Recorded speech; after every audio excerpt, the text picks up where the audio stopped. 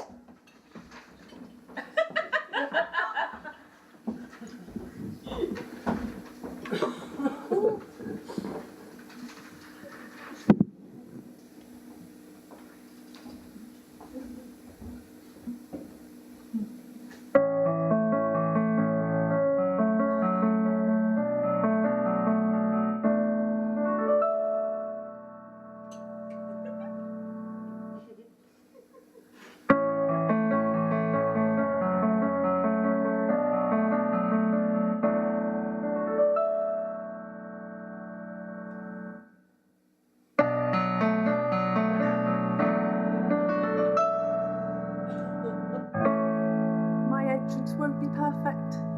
Perhaps if I start at all, instead of waiting for my cue till it's my curtain call.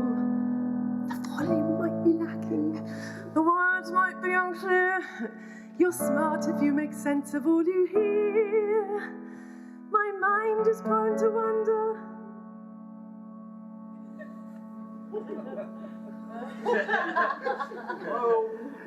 My memory's not that good, exactly when I should, so I don't always sing my lines, and though I try I can't syncopate, apart from when I should be singing straight.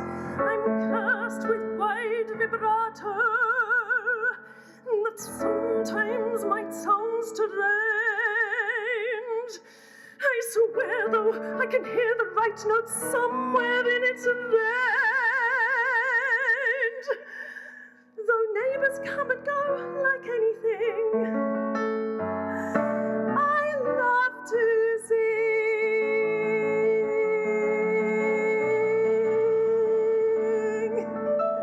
My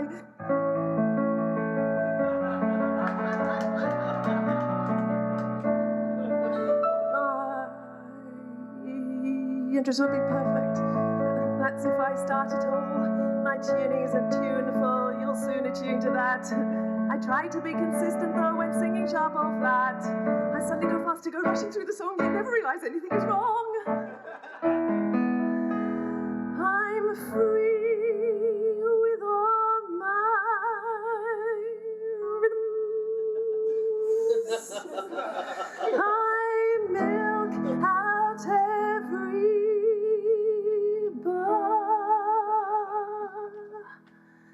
and my enunciation sometimes goes a tad too far. And sometimes I forget all the words.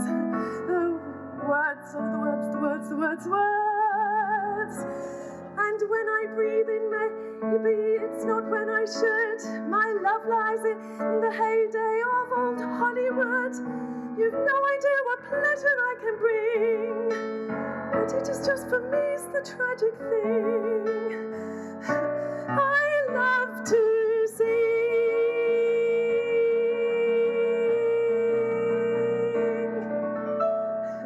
And when it comes to keys, mine have no pleasant ring. And tunes just pop out of my head when I'm about to sing. I go into half time, at least that's what they say. But I don't follow football anyway. The Robbie and the Britney adorn more walls, I've heard. I bet I'll rival Whitney when it comes to notes per word.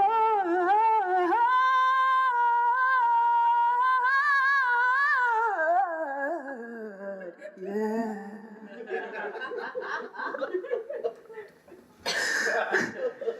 And sometimes I just lose it.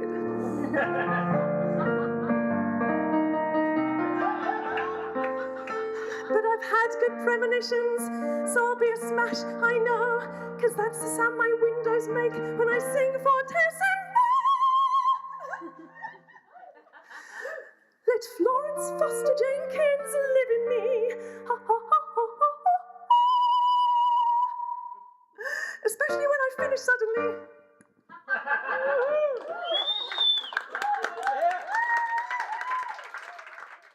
Anyone still out there? Mark one thing. I love to sing.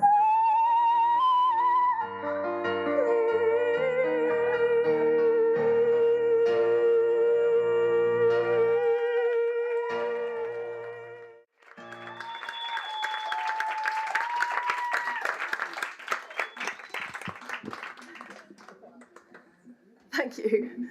So, I trained as a classical musician. I was accepted to a prestigious London conservatoire at the age of 18 on a conductor's course. Orchestral conductors, that is, not buses, clearly. Within a year, I'd moved on to the pianist course. I decided the conducting tutor was a bit of a twat, so moved to join the pianists, and then spent 3 years chasing them because they had genuinely arrived on the course and I kind of blagged my way on there. So by the time I graduated, I felt the need to train in every possible area to find my niche, to find something that I actually was really good at.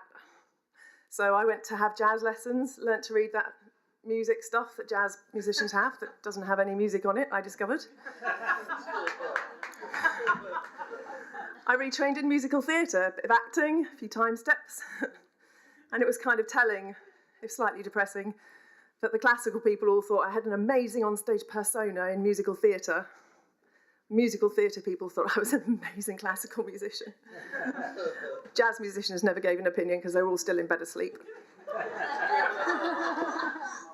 So for me, it all came back to where it started, at the piano, which is where I'm now going to be. As a youngster, as a teenager, I came from a family that didn't do very much in the way of talking, apart from sort of socially at the dinner table. But the kind of angst and passion and that sort of thing that a teenager needs to get out didn't really happen in a home sort of environment. I used to take myself to the piano in order to expel what needed expelling. It was kind of safer, I felt. It didn't answer back in a slightly ferocious German accent of my mother, even when I was playing Beethoven. It didn't store up information for a couple of years, ready to throw back at you a couple of years after that when it became necessary. You could smack it really loudly, and it didn't cry. So this is where I expressed myself as a teenager, and I guess now still. Sometimes I think my heart will burst like a balloon inside my chest, with all the love that's waiting here unexpressed.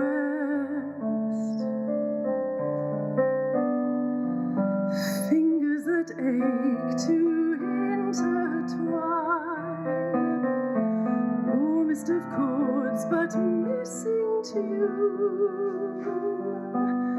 Where is the love to echo mine? Send it soon. The words these lips would form, the circles these two arms would make, safe and warm. Someone could be safe and warm. But maybe the love we yearn to give can find a relief some other way, coloring how we choose to live every day, the kindness we can share.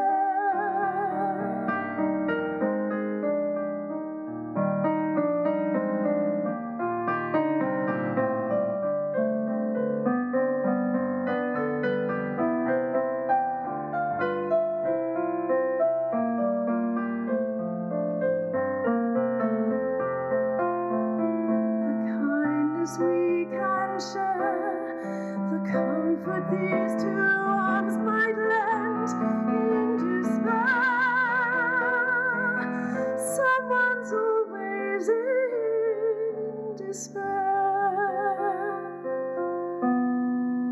Still, I'm longing to meet that pair of eyes, dark as the night or endless blue, holding a light I recognize, something clear, something true, something that seems to mean something I haven't seen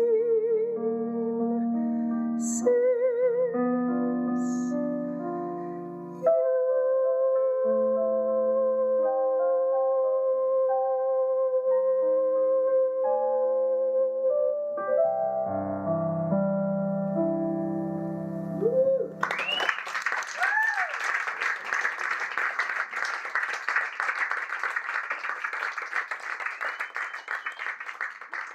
Thank you very much. Well, as all the other people I think that have appeared on this stage, I've been having the most wonderful time for the last couple of weeks, revisiting my student days, being taught stuff properly, and actually catching up with a lot of old friends. It's been really marvellous. I kind of knew when I left London that I would always want to come back one day. And a couple of months ago, the decision was taken. I've been back here hunting for houses, put in an offer. That's my friends. It's nice to have friends, isn't it? I put in an offer on a house in Forest Gate. Strikes me that I'll be tootling past Stratford, and I'll be catching a glimpse of the carcass that is the Olympic building pretty much on a regular basis. Yeah? Are we sick of it? It's okay, the race is run. I'm not going to be running any more races on the Olympic subject now. But however, I've discovered the race of life, catching up with some of my old friends and some of my current ones, who are all in the race of life, building families with kids, houses, and some of them look at me with concern on account of the fact that I've chosen to make my life a sort of a child-free zone. Yeah, I chose to. And they ask me sometimes with concern, do you not think you're missing out on everything? And I kind of look at them and think, well, I don't know, maybe I am, but kids do terrify me slightly. I think maybe I'm not really selfless enough to have children. Plus, I'm a little bit squeamish. Honestly. A beautiful mother, a competent wife. You're in this forever, while I have my life.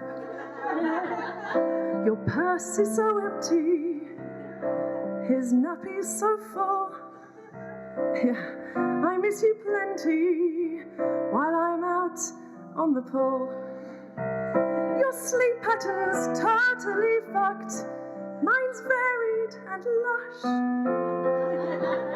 Your nipples relentlessly sucked and turning to mush.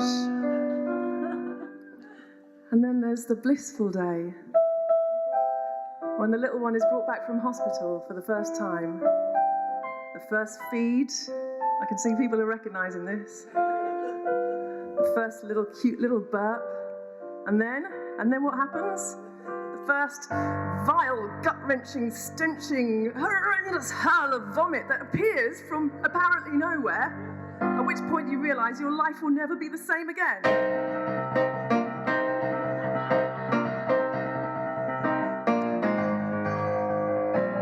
Throwing up all over your feet, and your life goes to pieces.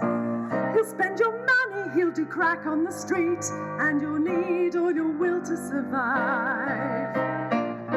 Baby talk, such mind-blowing crap. Dinner dates traded for play dates. Did you ever feel such pain in your back and you're knee-deep in parsnip puree? It's the spray of saliva, it's that formula shite rising up in a fountain of projectile. And his last baby chuckle turns to spray in the night as he urinates straight in your eye. Life's a mother